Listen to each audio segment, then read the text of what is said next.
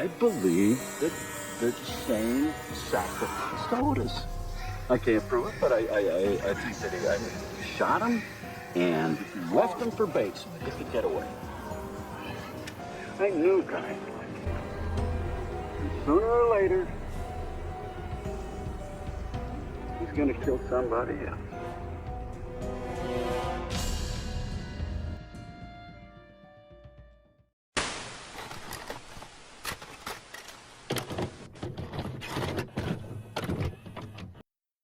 A cycle is defined as a series of events that are regularly repeated in the same order.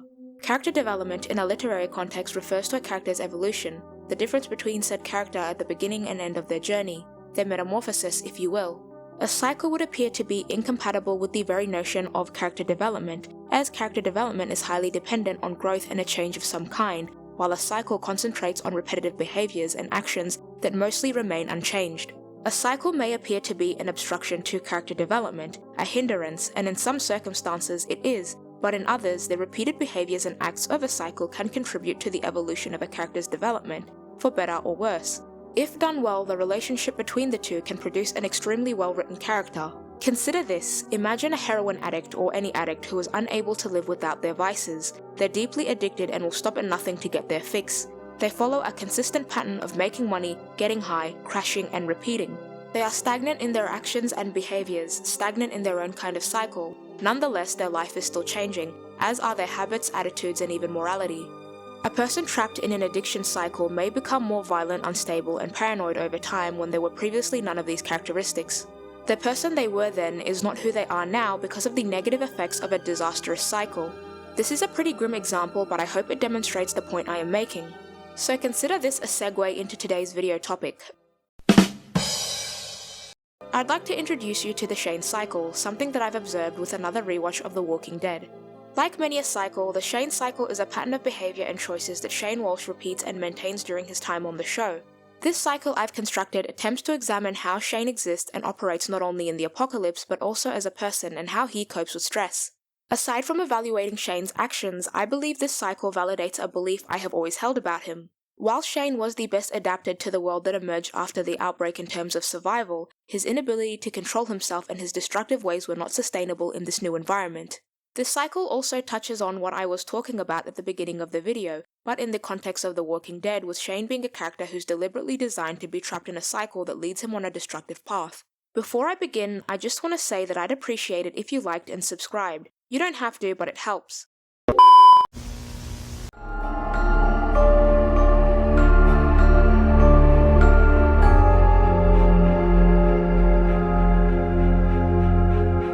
Okay, so let's break this down. The Shane cycle is comprised of 5 stages: relative calm or pacification, encounter with conflict, stewing or growing pains, lorry, and finally retaliation. This cycle is present throughout Shane's time on the show and he never veers away from it. The span of each stage in the cycle cannot be estimated or assumed due to the show's unpredictable circumstances. This means Shane can fly through one stage of the cycle but ruminate on another for days or months. So onto the actual cycle itself. Stage 1, relative calm or pacification, is the first stage of the cycle. This is where Shane is not in proximity to an immediate threat. He has not been confronted with a stressor or a challenge that endangers his survival, relationships, and control. Alternatively, in this stage, Shane may have just finished dealing with a challenge. He's either overcome it or pacified it to the best of his ability. This is sort of like a calm or rest period. Everything is good or neutral, and Shane seems to be fine for the most part.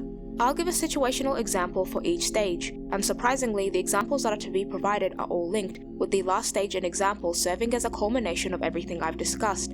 Also, to clarify, I'm only focusing on Season 1 for now to better illustrate my point. For Stage 1, I present Episode 2 of Season 1. Here we see Shane in the survivors camp and he's asserted himself as the group leader. While the circumstances post-outbreak are bleak, Shane has created a somewhat stable environment for himself, which is keeping him grounded. He is part of a group of survivors who are looking out for him. He has 2 personal relationships that are helping his mental health and morale. He has resources and a temporary haven away from the walkers. So far, everything is fine, until it isn't. You ever eat frog legs? Ew. No, yum. No, he's right. Ew. We get down to that last can of beans, you're gonna be loving those frog legs, lady. You see, now, Shane, do you think I could have a second helping, please? Please, just one. Which brings us to our next stage, Stage 2, Encounter with Conflict. Here Shane will encounter a physical, emotional, or psychological challenge, an obstacle or a stressor is thrust into his life. He can either deal with it swiftly, thereby interrupting the cycle and returning him to stage 1, or the conflict is left unresolved or too great for him to handle alone. This will put Shane into a state of distress, but more about that later. It's worth noting that Shane can be faced with more than one challenge during this stage, and this can push him further down the cycle. The conflict Shane encounters that rips him from stage 1 is Rick's sudden return in episode 3. Talk to me, Dale. Can't tell yet. How'd y'all get out of there anyway? New guy. You got us out. Hey, helicopter boy, come say hello. Rick's return threatens Shane's relationship with Carl and Laurie. This is Shane's main challenge, but it is in conjunction with others. The second conflict/challenge is the unexpected walker attack on the survivors camp in episode 4. This attack endangers Shane's general safety, and his temporary refuge has been compromised. However, the walkers are handled by Shane and the others, at least for now. But the issue of Rick's return is not so easily dealt with. It is a persistent problem. This moves us onto the next stage, stage 3, stewing or growing pains. During this stage, Shane is experiencing turmoil internally as a result of the stressor. He may feel desperate and powerless over his circumstances, which leads him to become irate and snappy. But the pressure has not built up sufficiently for him to fully react destructively and explosively. Instead, we will see Shane contemplate and weigh out his options. Usually, after some rumination, he will take the level-headed and non-confrontational approach to deal with whatever is plaguing him. He can then return to stage 1, though this is not always the case. Here are several factors that can hinder Shane and lead him deeper down the cycle. The first and most obvious example is a failure to resolve the conflict. The second is even more stresses and challenges being added to the one he's dealing with, and the third is isolation. Isolation is a big part of Shane's growing pains. I'll stray away from the cycle for a moment to talk about Shane overall as a character. When watching the first season of The Walking Dead, it is evident that Shane stands apart from the other characters. His moral compass, tactical strategies, response to the outbreak, and mentality separate him from the others in this series and in his respective group. And of course they do. All the characters in The Walking Dead are different and possess qualities that distinguish them. But with Shane, these qualities isolate him in certain situations. Whether it's self-exile due to a growing disconnect from the other survivors and a growing restlessness, or group exclusion on account of Shane's behaviour, Shane progressively becomes isolated from the others as the series goes on. It gets pretty bad by season 2. This is quite concerning because when Shane is alone with only his thoughts, his mind can wander to some pretty dark places. But back to the cycle. The example I use for this stage is the general stress Shane is feeling after Rick's return, as well as the minor problems here and there, such as the deaths in the camp, nearly shooting Rick, and his attack on Ed, which can very well fall into the final stage of the cycle, but I'm not focusing on this instance because while it was a moment when Shane snapped, worse moments are still to come. In addition to all that other nonsense, there were his mini squabbles with Rick, Dale seeing the mask slip for the first time, and of course Laurie's hot and cold behaviour. Speaking of Laurie, we've reached the 4th stage of the cycle. Laurie is one of the most crucial stages in the Shane cycle, but I hear you wondering, how can a person be a stage in a cycle? It isn't Laurie but her interactions with Shane. As Shane's object of obsession, her interactions with him aid in the advancement of the cycle. Many of the interactions between the two influence Shane's judgments. If Laurie has a more pleasant interaction with Shane, he may feel placated despite his current predicament and come out of his stewing stage. It may not solve his dilemma, but it helps him feel better, unless the problem is Laurie herself, in which case the problem worsens. The same can be said if he has a negative interaction with her. However, I should point out that only stages 4 and 3 of the cycle can switch. One can come before the other. I'm not really going to use a specific example to highlight my point. You can take your pick out of any of the interactions between Shane and Laurie before the last episode of season 1. Now, the 5th and final stage, retaliation. Shane will retaliate out of desperation and out of a need to feel in control. This retaliation is explosive, violent, and badly thought out. Think of a rabid animal. Here Shane is at his most unhinged. The example I'd like to share comes at the end of season 1 and is, in my opinion, Shane's worst outburst of the season. The example is Shane trying to force himself onto Laurie at the CDC. In the final episode of season 1, Rick and his companions arrive at the CDC and begin to unwind. Shane approaches Laurie while she is alone and they are both intoxicated from drinking. They begin to argue about their affair and then things take a dark turn. Shane tries to force himself onto a very upset and unwilling Laurie. He only stops when she scratches his face.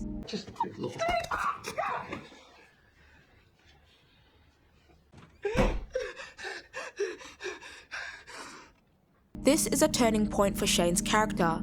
Shane's attempt to force himself on Laurie demonstrates a repulsive and extremely dark side to his character, but it also illustrates the point I've been trying to get across about how he reacts to circumstances.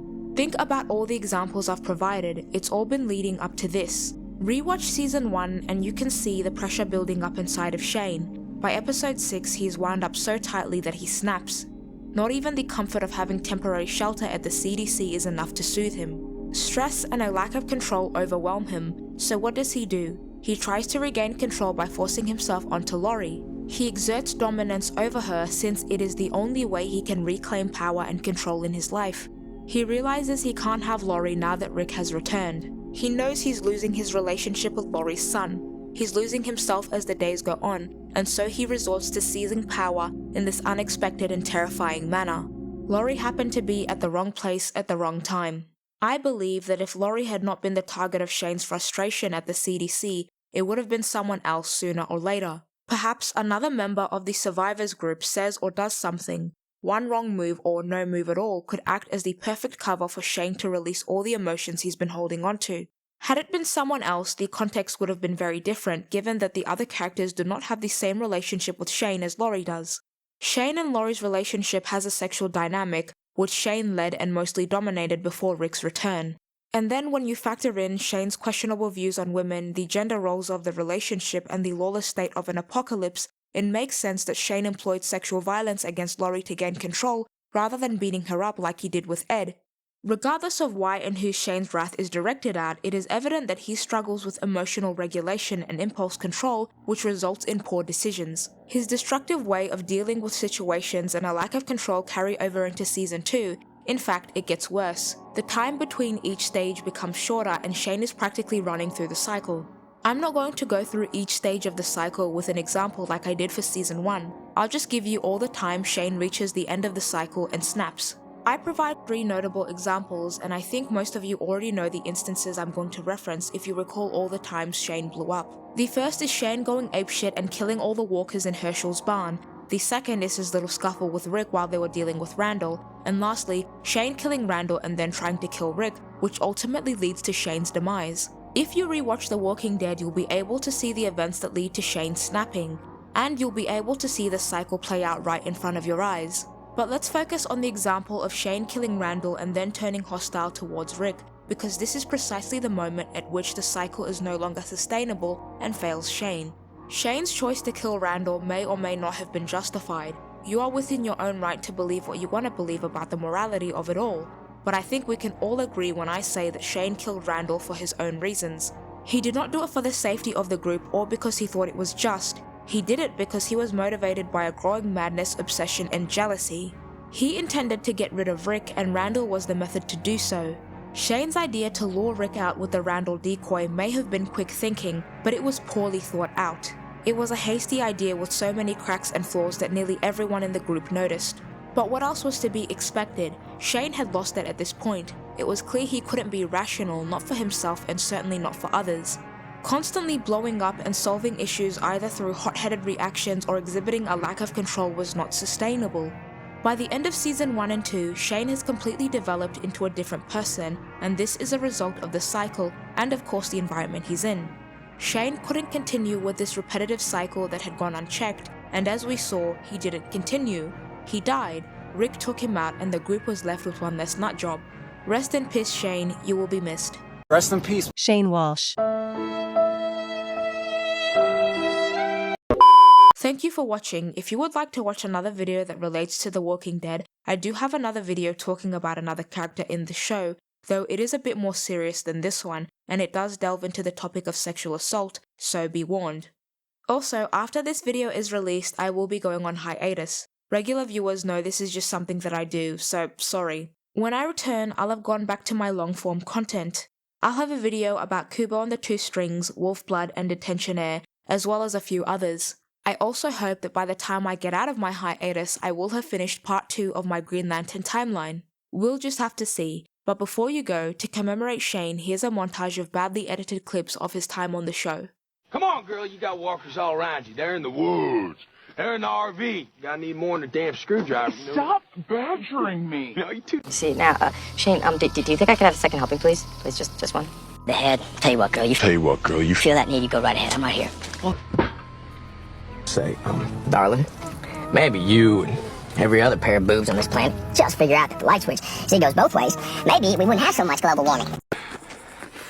I smashed that bone open. I say, Carl, that's me. That ain't you, that ain't Rick, that's me. tell you what, Dale. Next time I need a, Radiator hose. I'll give you a call, man. You expect me to believe that? What do I look like? I look like an idiot. I don't care.